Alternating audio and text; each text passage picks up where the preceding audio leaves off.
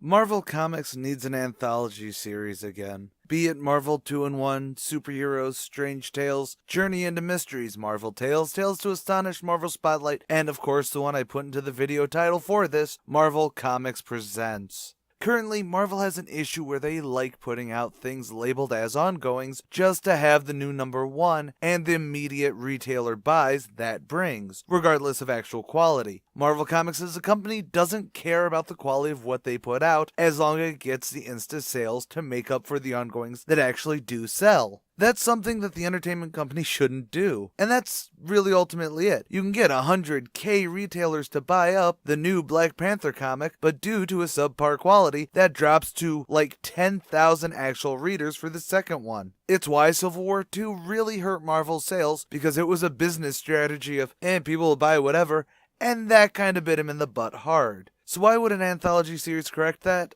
Well, it wouldn't correct Civil War 2 because that was an event comic, and Marvel needs to start actually allowing for prep time for event comics. But why would an anthology series help bring back more readers?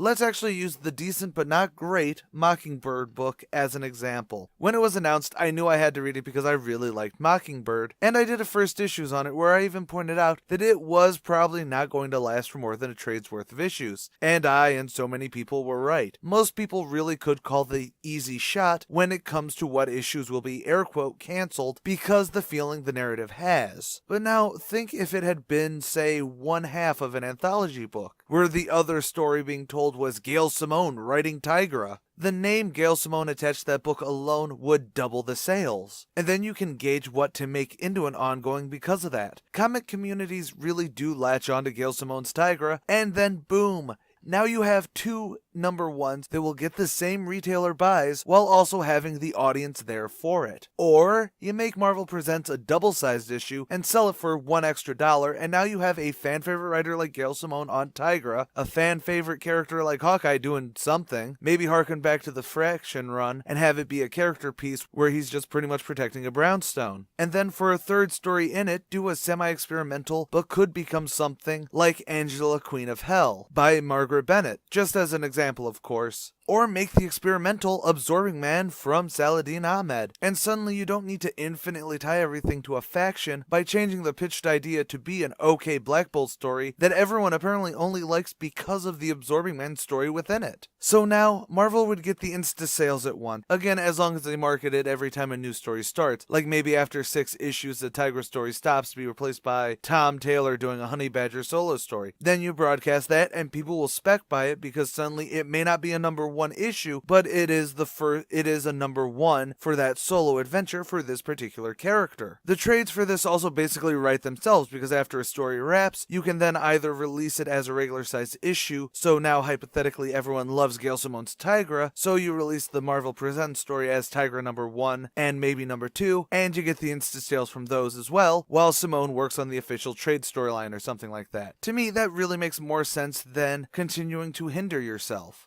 Maybe they don't want to do that sort of anthology. Okay, how about a new Marvel team-up? They basically did that with Occupy Avengers, where Hawkeye basically bombed around with new heroes every issue-ish. Had they literally changed the writing a smidge and called it Marvel Team-Up, the sales would have been doubled easily on just nostalgia factor alone. And it'd be an easy way to go, okay, now this story with Hawkeye teaming up with the people is done. Let's make the next one just one-offs with different people. Or go back to the tried and true method where for the longest time it was really technically Spider-Man teams up with whoever, and go from there. That sort of anthology series could bring in new characters or make matches that would get sales up there, like maybe a Spider-Man teams up with Deadpool. And again, the trades kind of market themselves if the quality is there. Or even better, don't go with a single anthology title. Have it just be a banner for when you want to do potential ongoings. Slap on Marvel Presents to when you feel like a story isn't going to go past the first trade, and guess what? You just covered your butt for needing to go, and here's our new list of cancellations. None of them probably will surprise you. But, and I am going to get a little depressed when saying this, Marvel Comics won't do it. Not because they wouldn't like the money, but because it requires someone on the business side of the company to know what makes Marvel work before the 90s. why sales were growing through the 60s, 70s, and 80s until the 90s boom. More often than not, it seems like they go, oh well, the 90s had high sales, so we should do that. With just a second of thought, you could easily build to get the millions of sales again. If there was someone creative on the business side, rather than businessmen and women, or at least I hope there's women on the business side, not just the creative side, who can think of it as an entertainment business rather than some pair of shoes. Comic books can be about escapism. They can be about connecting to a character. Your hand shaking as a character you love is getting beaten up because you know that he's fighting a being that could easily kill him, but he stands there between the villain and the crowd, because that's what heroes do. Without that aspect being carried through to the business side, without a fundamental understanding of the product, be it a comic book, a car, a pair of shoes, a soft drink, you can never reach those heights. Think about the money that could have been made if Star Wars #1, which did have almost 1 million buys, had a story that made most of those buyers come back. It stands that Star Wars #2 had less than 90% of those sales, dropping below 200K to be surpassed by Darth Vader #1, which had fairly strong sales throughout its first run because the quality was there.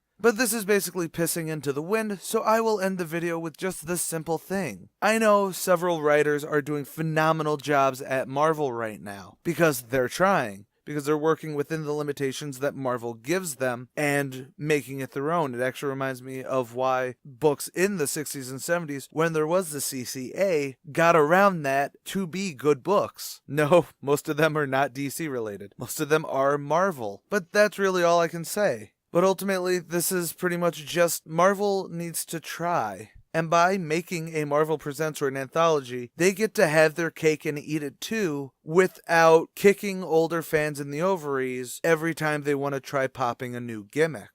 And that's really all I can say for today. If you agree or disagree with me, then please leave a comment below. Also, if you have a topic for me to discuss on the next Archivist Rants, feel free to toss that down there too. Like us on Facebook, follow us on Twitter, and please check out the Patreon to support the channel. And even start a new show like Comic Book Courtroom. I'll make a video about that one later. But as always, stay golden, Inklings.